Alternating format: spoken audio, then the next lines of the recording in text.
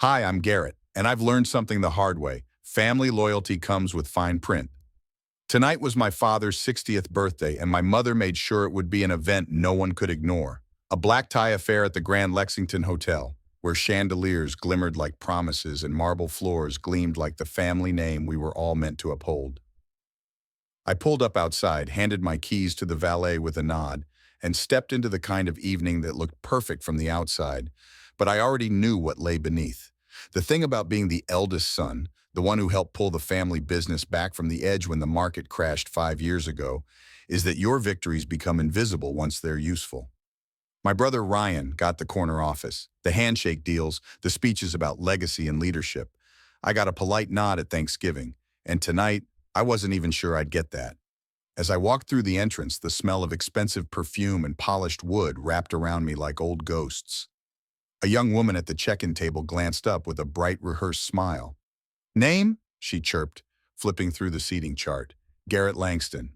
My voice held steady, but there was something behind it, something I was used to hiding. Her smile faltered, just slightly, enough to tell me everything I needed to know. "Oh, right." She found my name, scribbled something on a card, and handed it to me with both hands like I might drop it. "You're seated. Just over there."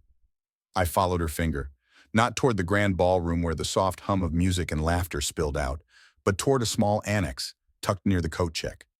Two lonely tables sat there, isolated from the crowd. My heart thudded once, hard.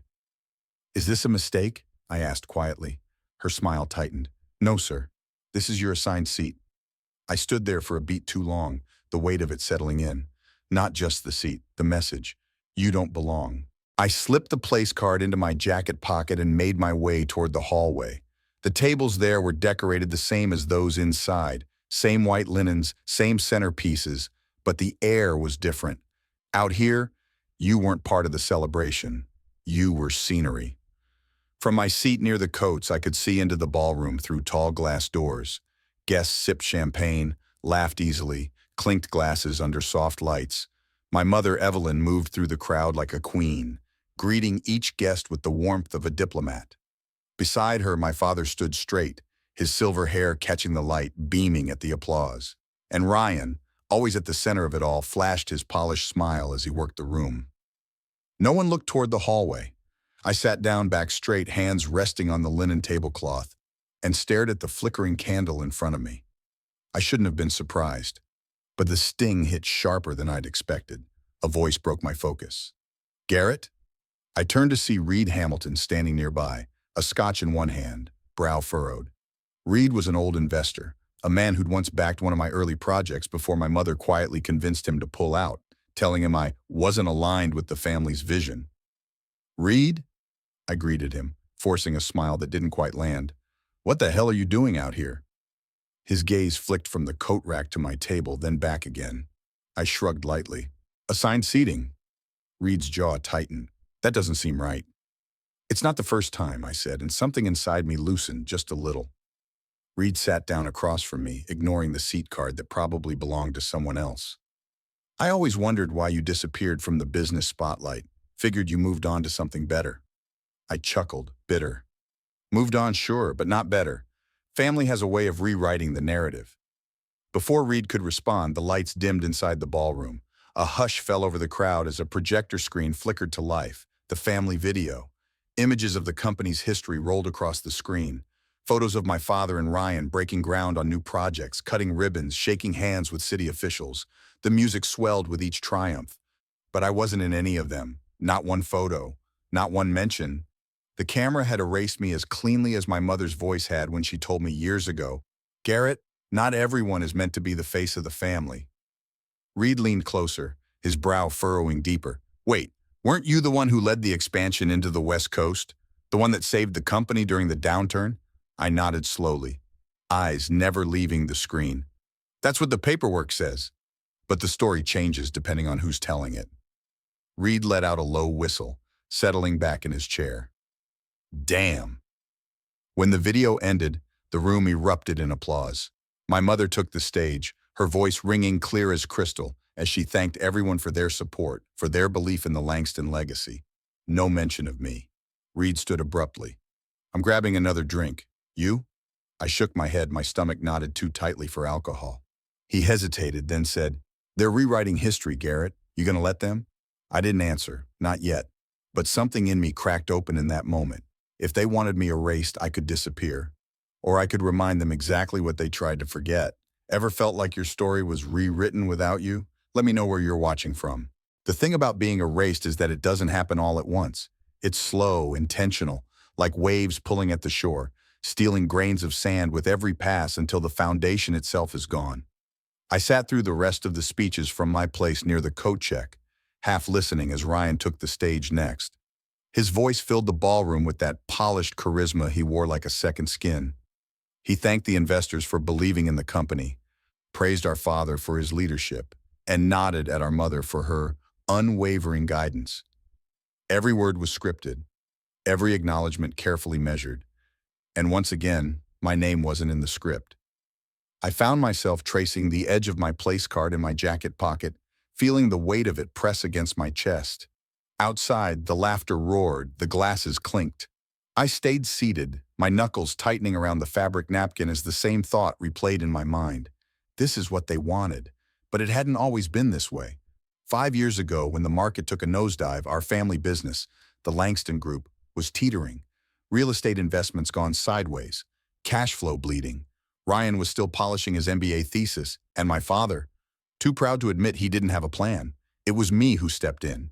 I pitched a new expansion strategy, diversifying into commercial spaces, targeting the emerging tech corridors in the West and Southwest. I secured 2 key investors, including Reed, and spent 18 months traveling between markets, negotiating leases, revising blueprints. I wasn't looking for recognition. I was just trying to keep the family afloat. But as soon as the ship steadied, the narrative shifted. My mother saw to that. "You're better behind the scenes, Garrett," she said one evening over dinner. "Ryan's more relatable, the face we need for the next phase." And like that, my role was rewritten. I let it slide back then. Told myself it didn't matter who stood in front of the cameras, as long as the company survived. I stayed in the background, quietly doing the work that needed to be done. But the background has a way of shrinking until there's no place left to stand. I pushed up from the table, needing air. The corridor outside the ballroom was nearly empty, except for a few guests retrieving coats or ducking out for calls. I walked past the marble columns and slipped onto the terrace. The night air hit sharp against my skin, cutting through the heat of the ballroom. Reed found me again, 2 drinks in hand. He offered one. I took it this time. "Tell me," he said, leaning against the stone railing, "how does it feel watching someone else wear your legacy?" I stared out over the city's skyline, the pulse of traffic moving below. "It feels like breathing underwater." Reed hummed low in his throat. "You know," he started, swirling the amber liquid in his glass, "I always wondered why your name disappeared from the company's filings. First few years there you were, then gone." I turned to face him, my jaw tightening. It wasn't an accident. Reed studied me for a moment, then pulled out his phone, tapping into something before holding it out. "I was going through some old files last week. Found this." It was a project blueprint, my name in the header, the original concept for the West Coast expansion. "They've been using this to pitch new investors," he said quietly. "Only now, it's under Ryan's signature." My stomach nodded. I already knew it, but seeing it like that on paper stung deeper than I expected. "I thought you should know," Reed added. I handed back the phone without a word, the weight of it heavy even after it left my hands. I stepped back inside, weaving through the crowd that barely noticed me. The final toast was beginning, my mother at the podium, glowing beneath the chandelier lights. "And to Ryan," she said, raising her glass, "for leading our family into the future." Cheers. Applause. I didn't lift my glass. Evelyn's eyes swept the room, landing on me for a fleeting second. She held that gaze, her smile never faltering, but I could see it, the challenge beneath the surface. She wasn't just celebrating Ryan. She was warning me. And I realized then, this wasn't neglect. It wasn't thoughtlessness. It was deliberate. A voice snapped me from the moment. "Garrett." I turned. My father, Jonathan, stood at my side, his brow furrowed but his posture stiff, formal. "Everything all right?" he asked, as though this were small talk. I held his gaze, searching for any sign that he knew what was happening around him, that he saw how I'd been sidelined. "Depends," I said. "Is this what you wanted?" Jonathan's jaw flexed. "Your mother has a vision for the company." "That's not what I asked." He looked away, adjusting his cufflinks. "It's better this way." I let that hang between us for a moment, then nodded slowly. For who? But he didn't answer. Have you ever watched someone else take credit for what you built? Drop a comment if this resonates. The thing about families like mine is that they know how to cut you without ever raising their voice. Every slight, every dismissal, it's all delivered with a smile, so clean you almost question whether it happened at all. I found myself back near the bar, nursing a drink I didn't really want, watching the people I shared blood with work the room like seasoned politicians. Evelyn stood center stage, a glass of champagne balanced delicately between her fingers, her smile unwavering. Beside her, Ryan laughed at something a city councilman said, his hand on the man's shoulder like they'd been best friends since birth. And Jonathan, my father, hovered at the edge, dutifully present but clearly content to let others steer the narrative. That had always been his role. He showed up, smiled when expected, and let Evelyn script the family's image. I downed the last of my whiskey, the burn in my throat easier to take than the view. Didn't think I'd see you back here? Ryan's voice slid in from behind me, smooth as ever. I turned, offering a tight smile. Family calls. Ryan leaned against the bar, casually adjusting the cuff of his tailored suit. You could have skipped it. No one would have blamed you. That was the thing about Ryan. He always acted like he was doing you a favor, even when he was twisting the knife. I wouldn't miss Dad's 60th, I replied. And your big moment, of course. His grin flickered, just for a second. It's not my moment. It's about honoring Dad. I held his gaze. Right, because this whole event screams humble tribute. Ryan's smile returned, tighter this time. You've always been good at playing the martyr, Garrett, but we all know you never wanted the spotlight. I stepped closer, lowering my voice. I didn't need the spotlight. I just didn't expect to be shoved into the shadows. For a moment, something hardened in his eyes, but then he chuckled, as if I'd told a harmless joke. It's not personal, brother. It's just how things worked out. I nodded slowly. Funny how things always seem to work out for you. Ryan pushed off the bar, smoothing the front of his jacket. We all play the roles we're given. And who gave you yours? I asked. He didn't answer, just smiled that perfect, polished smile and drifted back into the crowd, leaving me with nothing but the echo of his words. I needed air again. This time, I took the back exit, slipping through a quiet hallway toward the service entrance that led to the loading dock. The city buzzed in the distance, neon lights flickering against the dark sky. I pulled out my phone, my thumb hovering over the email from Reed. Blueprints, contracts, the paper trail that proved I'd built more than they'd ever admit. I stared at it, wondering how long I'd let them take credit before finally standing up. A voice startled me. You always did like the back exits. I turned to see Evelyn, her silhouette framed by the glow from the ballroom service door. She stepped outside, her heels clicking softly on the concrete. You shouldn't be out here, she said, wrapping her shawl tighter around her shoulders. This isn't the place for family tonight. Neither is the coat check, I replied, her lips pressed into a thin smile. You're being dramatic. I let out a soft laugh, shaking my head. You really believe that, don't you? That I'm the problem? Evelyn stepped closer, her gaze steady. Garrett, you've always been difficult. Always questioning, always pushing back. I met her stare. You mean I didn't roll over when you decided to rewrite my role in this family? She didn't blink. I mean, you never understood the bigger picture. I folded my arms. Explain it to me. Evelyn's smile didn't falter, but her voice dropped lower. Families like ours survive because we present a united front. Your father built this company. Ryan carries the mantle. And you could have been part of that. I was, I snapped, until you erased me. Her gaze cooled like a banked fire. You were never comfortable following the plan, and plans require discipline. You had ideas, some of them good, but you couldn't stay in line. I felt something in me tighten. So what? You erase the parts that don't fit? Evelyn's voice softened, but it cut sharper than ever. We shape the narrative we need. The words hung there, cold and final. And in that moment, I realized she'd never regret it. She didn't see it as betrayal. To her, it was strategy. Garrett, she said, placing a hand on my arm, her touch light but iron underneath. This doesn't have to be a fight. You're still part of the family. I stared down at her hand, then met her gaze. No, I'm part of the history. You just didn't count on me remembering. Her fingers stiffened before she let go, stepping back toward the door. I hope you'll reconsider your attitude before it costs you more than a seat at the table, she said softly. then disappeared into the warmth of the ballroom, leaving me in the cold. Ever been told you were the problem when you knew you were the only one seeing the truth? Let's talk. The ballroom buzzed with easy conversation, soft jazz humming beneath it like the pulse of a well-oiled machine. But standing there, watching from the edge of the crowd, I felt like a ghost haunting a home that had long since forgotten my name.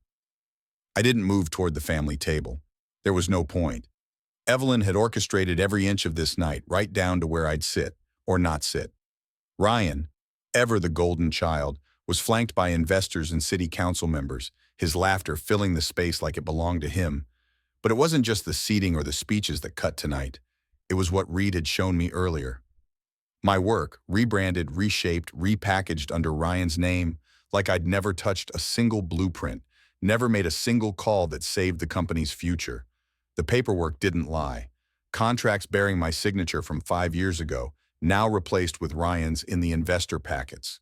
Subtle changes, but enough to shift the story, enough to rewrite history. And I had let it happen, until now. I drifted toward the bar, where a fresh wave of executives had gathered. One of them was Daniel Price, a mid-tier investor whose signature I recognized from the West Coast expansion deal. He smiled broadly, raising his glass in my direction. "Garrett, you made it," he greeted, as if I'd been missing from some grand adventure we'd shared. "It's been a while." I returned the smile, my voice easy. "Too long. How's the San Diego project?" Daniel's smile deepened. "Thriving. Ryan's been a great partner." I raised my glass in response, masking the tightness in my chest. "Glad to hear it." He leaned in, conspiratorial. "Truth be told, I wasn't sure the pivot would work when you first floated it, but you proved us wrong." There it was, the quiet admission. He still remembered. Somewhere in the back of his mind, the truth hadn't been fully erased. "Funny," I said smoothly. "I heard Ryan led that charge." Daniel laughed, shaking his head. "Ryan's great at polishing the pitch, but that expansion, that was your play." I held his gaze for a beat longer than was comfortable, letting him sit with that. "I appreciate the honesty, Daniel," I said, patting his shoulder before turning away. "Because that's the thing about ghosts. They're easy to forget, but hard to bury completely." Later, as the night deepened and the crowd thinned, I found myself near the balcony doors. Ryan had stepped outside, his tie loosened, drink in hand, watching the city's skyline like it owed him something. I followed him, the cold air slicing between us. He glanced over, smirking. "Couldn't stay away from the action?" I joined him at the railing, my tone level. "Just needed a moment of honesty." Ryan chuckled softly, swirling the ice in his glass. "Honesty? At one of Mom's parties?" I turned to face him fully. Daniel remembers. His smile didn't falter, but something behind his eyes shifted. "Remembers what?" "The West Coast expansion. Who really led it?" Ryan took a slow sip, eyes back on the skyline. "Funny how memory works. People remember what they want." I leaned in slightly. "Maybe. Or maybe they remember just enough to question." Ryan's jaw tightened, the smirk fading. "What do you want, Garrett? A seat back at the table? A pat on the head?" I shook my head slowly. "I don't need a seat. I just need the truth to breathe." For the first time that night, Ryan's charm cracked. His eyes narrowed, calculating. "You start stirring things up, you'll do more damage to yourself than anyone else." I stepped back, giving him space to feel the weight of his own words. "You should know me better than that," I said quietly. "I don't stir. I finish." I returned inside, but not to the ballroom. Instead, I slipped down the hallway toward the administrative offices, the hum of the party fading behind me. I'd noticed earlier, a stray glance at an open door, a glimpse of the guest list on a clipboard, the seating chart, the ledger for the event. I wasn't looking for names or dinner orders. I was looking for the trail Evelyn always left behind. The ledger was there, tucked into a sleek black binder. I flipped through, scanning until I found what I was looking for: the corporate sponsors. Investors who had quietly funded tonight's spectacle, many of whom were tied to the Langston Group's recent projects. And there at the bottom of the page, 2 holding companies I didn't recognize, shell corporations. Untraceable at a glance, but something felt off. The amounts listed didn't match the narrative I'd heard about the company's financial health. Ryan wasn't just wearing my work. He was leveraging it in ways I hadn't seen. And Evelyn? She'd built the stage for it. I snapped a photo of the page with my phone, tucking the binder back neatly where I'd found it. It wasn't enough yet, but it would be. Ever felt like the real story was buried beneath the one they wanted you to believe? Let's hear it. The thing about facades is that they don't crumble all at once. They fracture, hairline cracks spidering out beneath the surface, invisible to those too close to see. But from a distance, those cracks catch the light just right. And tonight, they were blinding. After slipping that photo of the ledger into my phone, I kept moving, smiling when I had to, blending into the background as I'd been trained to do. But every interaction, every handshake felt sharper, heavier. The weight of what I now knew pressed against my ribs like a ticking clock. Reed caught me near the dessert table. He was mid-conversation with Daniel Price, the investor who'd casually confirmed my forgotten role earlier. But this time, Reed's smile was thinner, his eyes sharper. "Garrett," Reed said, lifting his glass as if we were sharing a toast. "Daniel here was just telling me about the upcoming San Diego lease renewals." Daniel nodded, oblivious. "Yeah, Ryan's got us locked in on the new terms. Bold move considering the market downturn." I froze. Downturn? Ryan hadn't mentioned anything about a downturn, at least not publicly, but Daniel seemed unaware of how risky that deal had become. Reed caught the flicker in my eyes and stepped in, shifting the conversation effortlessly. "Garrett was the one who first identified that corridor, back before it was trendy." Daniel grinned, raising his glass to me. "Visionary play, my friend." I managed a nod, my mind racing. The downturn, the shell companies, Ryan over-leveraging on risky projects. The facade was thinner than I thought. I pulled Reed aside as soon as Daniel drifted away. "You knew," I hissed, my voice low beneath the hum of the crowd. Reed didn't flinch. "I suspected. But after what you showed me tonight?" He shook his head, leaning in. "Ryan's been using those shell corporations to funnel investment money into unstable markets, masking losses as expansion costs. It's a house of cards, Garrett, and it's about to collapse." The words settled like ice in my veins. "How bad?" Reed's gaze hardened. "Bad enough that if the investors catch wind before they can recoup, Ryan's not just out of the company, he's out of options." My mind snapped to Evelyn. She wouldn't allow that, not if she could spin the story first. "How long do we have?" I asked. Reed checked his watch as if the answer were written there.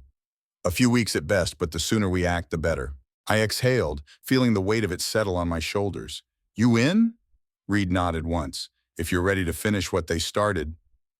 The ballroom felt colder when I returned. Evelyn was standing near the stage, her hand resting lightly on Jonathan's arm as she laughed at something one of the councilmen had said. Ryan was nowhere to be seen, probably off managing whatever fire he'd sensed starting to burn. I made my way to Jonathan, stopping just short of the conversation. His eyes caught mine, just for a second. Enough for me to read the flicker of something there. Worry, maybe. Or guilt. I waited until the councilman walked away before speaking. "Dad." Jonathan turned, clearing his throat, adjusting his tie. "Garrett." I didn't waste time. "Do you know what Ryan's been doing with the company funds?" His jaw tightened. "Your brother has leveraged the Langston Group into a corner it can't get out of." I kept my voice even, but sharp enough to pierce.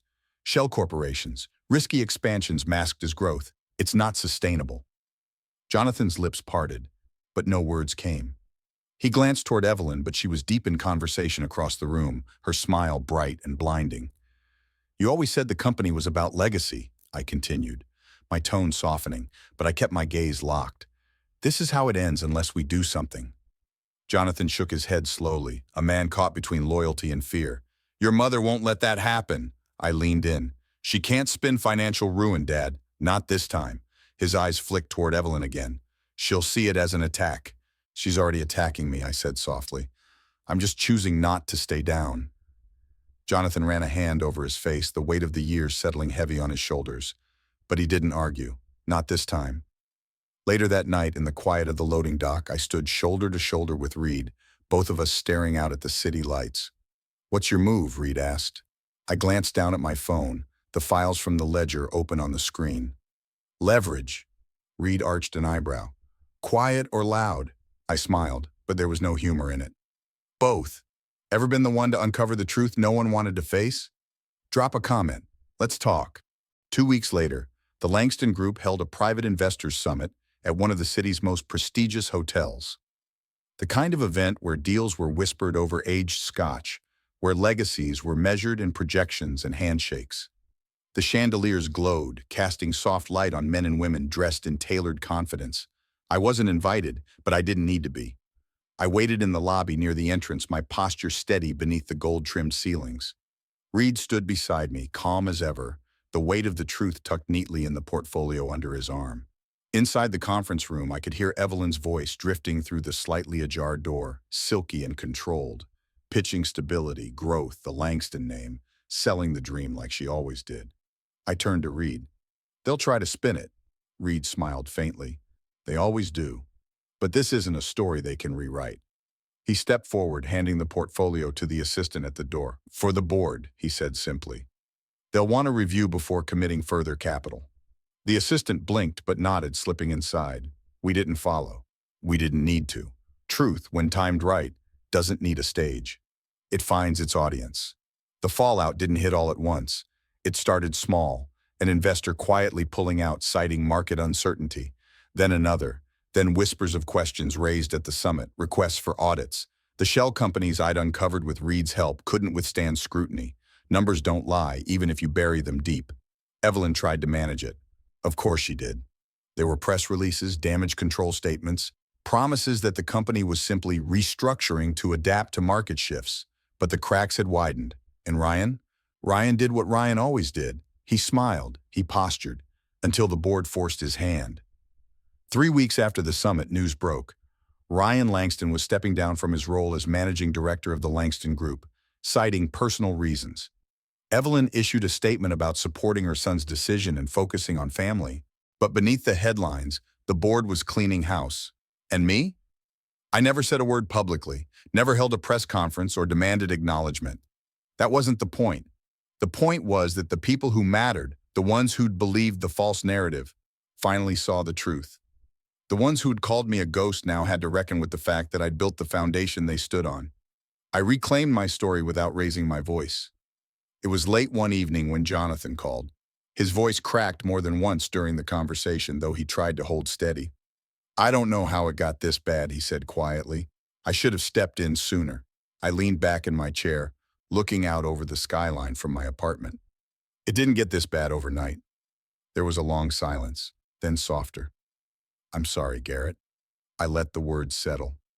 I didn't rush to forgive. I didn't need to, but I didn't hang up either. Some conversations aren't about resolution. They're about acknowledgement. Finally, I spoke. "I hope you can rebuild what's left, Dad." Another pause. "I'd like to try. Maybe not the company. Maybe just the rest." I nodded, even though he couldn't see it. "That's a start." 6 months later, the Langston Group announced a merger. The family name remained, but it was diluted, absorbed into a larger entity that cared less about legacies and more about balance sheets. Evelyn retreated from public view, citing health concerns. I suspected it was something deeper, something pride wouldn't allow her to admit. Ryan moved to the West Coast, started consulting, spinning new stories in new rooms. And me, I invested quietly, built something of my own, something I chose. It didn't bear my family's name, but it didn't need to, because I did the one thing they never expected. I stayed standing. Sometimes the most powerful thing you can do isn't to fight louder, it's to walk taller. I spent years trying to fit into a space my family kept shrinking, convincing myself that if I worked harder, proved myself enough, they'd make room. But what I've learned is this: your worth isn't something someone else gives you, it's something you decide not to give away. If you've ever stood on the sidelines waiting for someone to see your value, I hope the story reminds you, you don't need permission to reclaim your space. Have you ever faced a moment where walking away felt like the strongest choice? Drop a comment. Let's talk. And if this resonated, hit subscribe. There's more to come.